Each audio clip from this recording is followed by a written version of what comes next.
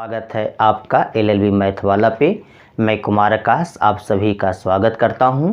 आज के इस वीडियो में हम class 10 R S. Agarwal CBSE board का सिलेबस का जिक्र करने वाले हैं।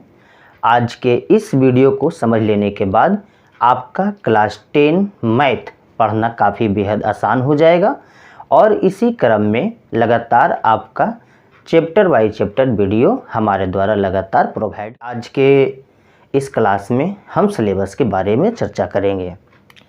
दोस्तों, सबसे पहले आपका सीबीएसई आर.एस. अग्रवाल बुक का नाम है, मैथ का आपका चलेगा, जिसके तहत टोटल मिला के 19 चैप्टर पढ़ना होता है।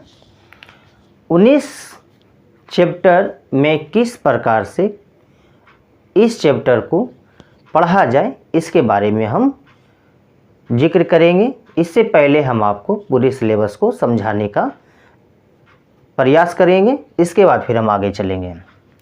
दोस्तों, सबसे पहले आपको पढ़ना है नंबर सिस्टम।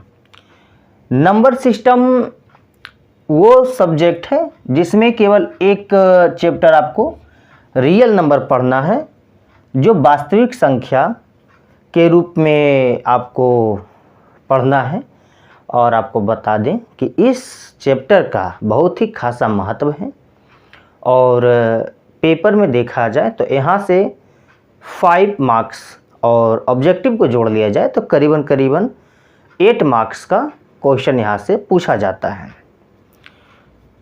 इसके अलावे आपको अलजेब्रा के तहत आपको 5 सेक्शन मिलेंगे पढ़ने का। अलजेब्रा में टोटल 5 सेक्शन मिलेंगे, जिसमें बात किया जाए तो polynomials, linear equation into variables, quadratic equation, arithmetic progression, ये टोटल आपको 4 चैप्टर आपको अलजेब्रा में है पढ़ना।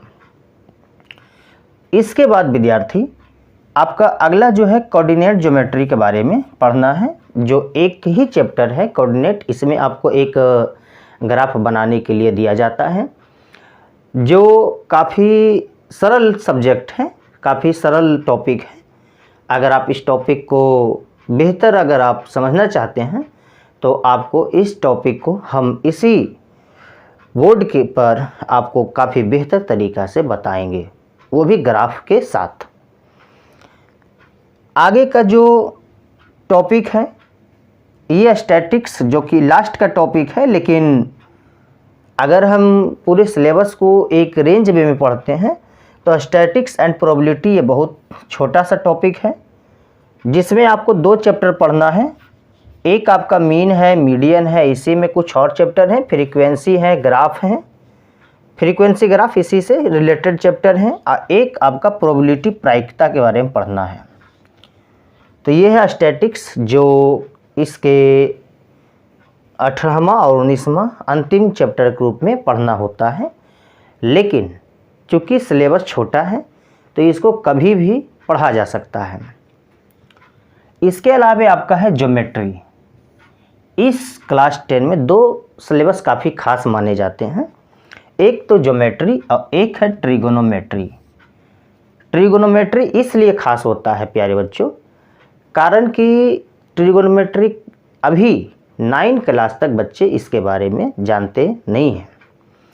जब 10 में जाते हैं तो इनको ट्रिगोनोमेट्री से वाकिफ़ होना पड़ता है, और मेरा मानना है कि पहली बार में थोड़ा कठिनाइयाँ होती है, लेकिन एक तरीक़ा से अगर पढ़ाया जाए तो आपको एक सब्जेक्ट से इतना लगाव हो जाएगा कि ये आपके लिए सबसे ईजी सब्जेक्ट होगा, ईजी चैप्टर होगा।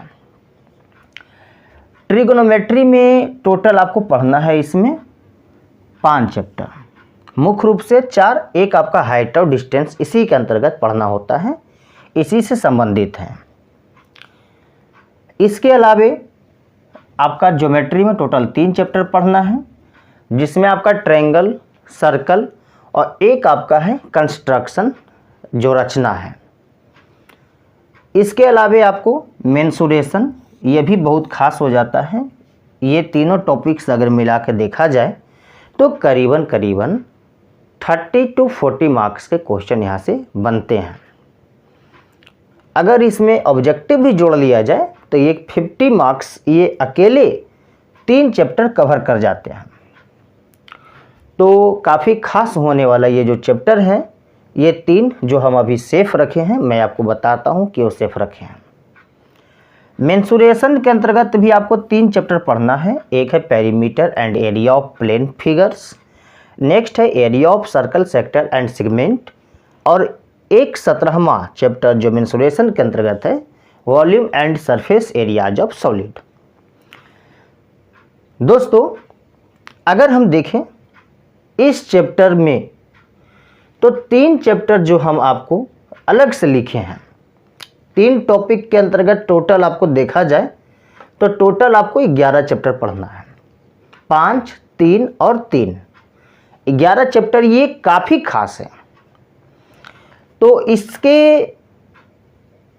इस मुहिम के अंतर्गत हम आपको ये 3 चैप्टर जो आप यहाँ देख रहे हैं, ज्योमेट्री, ट्रिगोनोमेट्री और मेंसुरेशन, 3 टॉपिक में टोटल 11 चैप्टर, ये आपका धीरे धीरे बड़ा ही आसान तरीका से एक एक क्वेश्चन, एक एक सॉल्यूशन के साथ मैं आपको करवाऊंगा।